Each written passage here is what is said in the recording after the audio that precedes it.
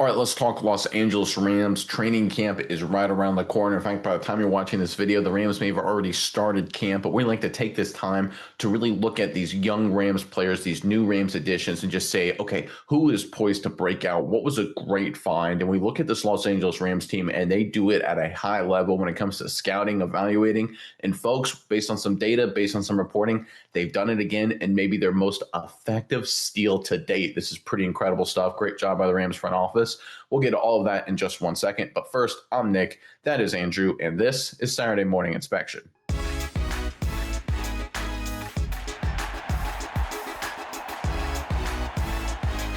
All right, like I said, training camp right around the corner. In fact, by the time you watch this, it may have already started. So if you're looking for one rookie, one new Los Angeles Ram to keep an eye on, folks, interior offensive lineman, undrafted free agent, Willie Lampkin out of North Carolina by way of Coastal Carolina. He was a transfer guy. He is the guy to watch because he is a special football player. He was in college. Now, look, he is very undersized. It's very clear why he slid out of the draft from an interior offensive lineman. But if you look at the data and look at the reports, everyone to a man has just the same feeling when it comes to Lampkin. Great football player. Let's get into this report first here. This is just a high-level overview from NFL.com scouting report on Lampkin. I'll just read it for you guys to catch you up to speed on this young kid here. It says, when it comes to the three phases of a run block, positioning, sustain, finish, Lampkin has the best tape I've studied of any prospect in the 2025 draft. So just to rehash there, in terms of tape for run blocking, Lampkin is the best. Undrafted free agent, you just got the best tape run blocker. Okay, that just we could stop right there in the video. Right there you go. That's all you need. But there's even more than that. He's tremendously quick and athletic. Okay, he's got great athletic tools to beat defenders to the spot laterally or to climb and connect in space. He plays with excellent hand placement, leverage, and footwork to sustain blocks. Okay, he's got great technique. He uses that stickiness to finish blocks too. He's sound in pass protection, but will give way to size and length from time to time. Unfortunately, he falls far below NFL size standards, but he's too good a football player to ignore. Smart teams, Rams, there you go, should consider using Lampkin as a fullback who can get into space and stick to his block while offering position flexibility as an emergency backup at center. Whether he's drafted or not, Lampkin has NFL caliber talent. Now, I think he's an offensive lineman, right? People look at this kid and say, well, he's a little undersized. He's very undersized, right? He's sub 6 feet, sub 300 pounds. That is just an aberration in today's NFL, even though it's a monster walking down, any normal American street. But when you look at Lampkin and just look at how good of a football player he is, folks, it's absolutely bonkers, right? This guy is an offensive lineman in the National Football League. He is so much better than people even think. Even the report, as favorable it is, when you look at the data, it just flies off the page. Let's go into our second chart here to highlight what I'm talking about. We're going to compare Lampkin versus top interior offensive linemen, right? And we're going to compare pass blocking grade and run blocking grade, courtesy of PFF. So we got Tyler Booker, first round selection by Dallas Cowboys. We got Tate Retledge, second round selection. And then we got a third round selection there, Dylan Fairchild to the Cincinnati Bengals. And we've got pass blocking grade in blue, run blocking grade in red. So we're going to work left to right.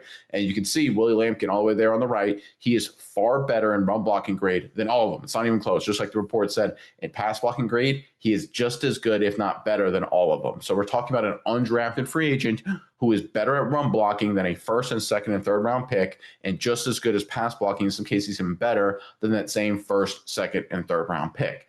I want to be very clear when I say this. This is absolutely insane. We don't get it like this. When it comes to undrafted free agents, in terms of finding if they're a steal and comparing them to early selections, we usually have to pick some deep analytics, right? We have to look at, like, let's say it's a receiver, yards per route run or contested catch percentage or something like that, some sort of esoteric statistic that we can say, okay, this undrafted free agent is really good at this one thing, maybe two things if we dive deep into the weeds. It's almost unheard of to look at an undrafted free agent who played big-time college football, by the way, ACC football, and say, yeah, he's clearly better analytically and he's clearly better on film than first, second, and third round selections, guys that are going to be day one starters like Tyler Booker. Tape is better. The analytics are better. This is absolutely insane. Again, we know why he fell out of the draft. He is small for the position, but he's just so good. And on top of that, folks, he's crazy experienced. Let's pull up our next chart here to highlight that just so everyone can understand.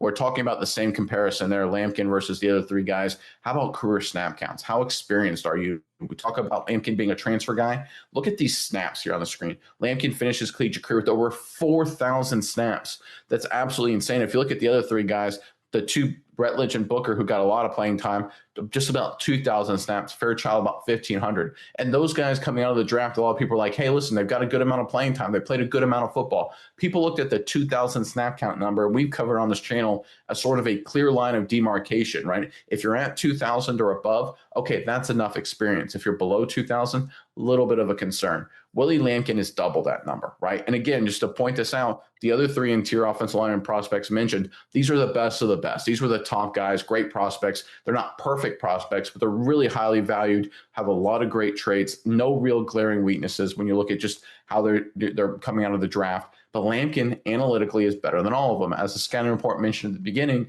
his tape is better than all of them. He is a better football player than guys that were selected in the first, second, and third round. And my personal opinion, and look, we'll have to see how it all shakes out, is that when you have better football players, you're better at football. And when you're better at football, you win football games. I know that's probably earth-shattering to people hearing that, but I want better football players on my team. Now, look, at a certain point, you can't be too small or not, have a certain degree of athleticism. We know Lampkin's got the athletic skill set. Is his sign a concern? Absolutely. But I think he's just too good of a player. This is a guy to watch, folks. This is a guy who I think when we look back 5, 6, 7 years from now and say, okay, what undrafted free agents became out of nowhere, right? Forgotten guys, unheard of guys, right? How many people have heard of Willie Lampkin, right? I mean, you talk about a guy that doesn't get any buzz at all. Even when the Rams, people like talking about Sean Dolak from, I believe, Buffalo as an undrafted free agent stud. But to me, Willie Lampkin, he is the guy. He is the just pure, unbridled, unstoppable football player that will put this Rams offense over the top. I think he could be a contributor this season. He's that good. We don't say that with undrafted free agents, right? We say undrafted free agents, hey, they're going to fill one key role and maybe develop. Folks, Lampkin's experience, he's got the transfer background, so he's got the maturity, knows how to uproot his life and perform at a high level. His analytics are off the charts. He is just a darn good football player. And when you have a guy like this, these great football players, they eventually find a way on the football field. Willie Lampkin may be unheard of today by a lot of people, but he's a name that I think a lot of people will know in the future.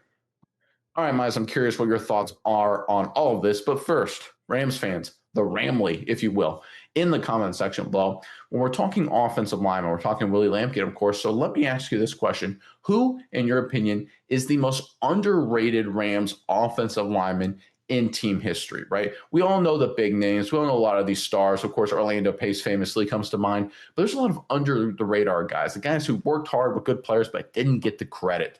Give us that underrated Rams offensive lineman that pops into your head and put them in the comment section below. And while you're down there, make sure you sign up for our Substack weekly newsletter. Again, it's courtesy of that platform, 100% free. It doesn't cost you anything. We just put extra content out there and put extra articles, insights, statistics, analytics. We pump up some of our favorite channels and followers to content for people, you guys to follow. Again, just extra stuff for you guys to get you ready for the NFL season. 100% free. Links in the description box below. Make sure you sign up. But Mize, enough from me. Over to you. What are your thoughts on the latest out of Los Angeles? Yeah, Nate, first of all, this guy is absolutely incredible when you look statistically at what he's able to do. And I think that's a big thing on this channel for us is if the shoe fits, if the player is good enough, you have to at least give them a chance because more times than not, that proves to be the right move. And I think that's what the Rams have here. They have a guy that they say, man, there's one glaring thing that shining that is could be a problem, but it's never been a problem before. He's actually excelled with it in the past.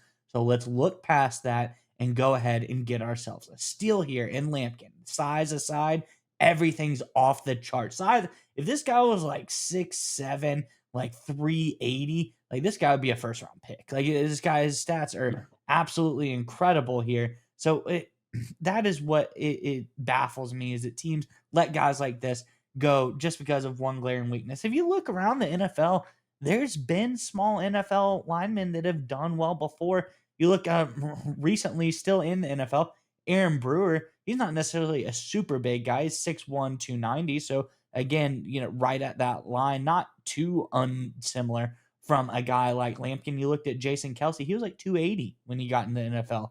Not that big. And then you dial it all the way back to like the 80s. Terry Long was 5'11", 270. So, I mean, that might be a little bit too far back for this, day and age of the NFL. But again, there's been guys that have been very small, that have been very successful.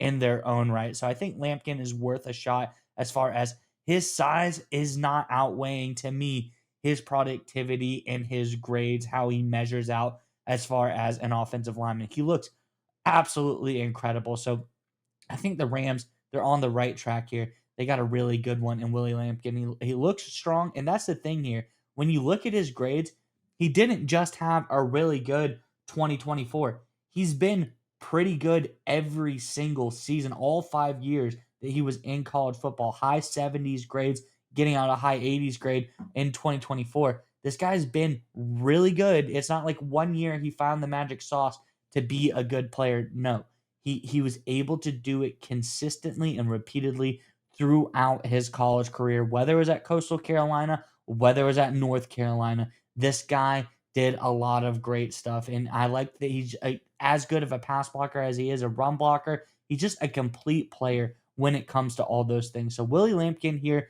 for the Rams, I think this is the guy to watch. Like you said, this guy, he looks like a steal. I don't know how he slots into this team, but I think for his stats, for his ability, what he's able to do on the field, they have to make room and just see this guy on the field somehow, some way. They got to see what he's capable of doing, because when you look at the statistics, it's hard to deny this guy looks like someone special for the Rams here.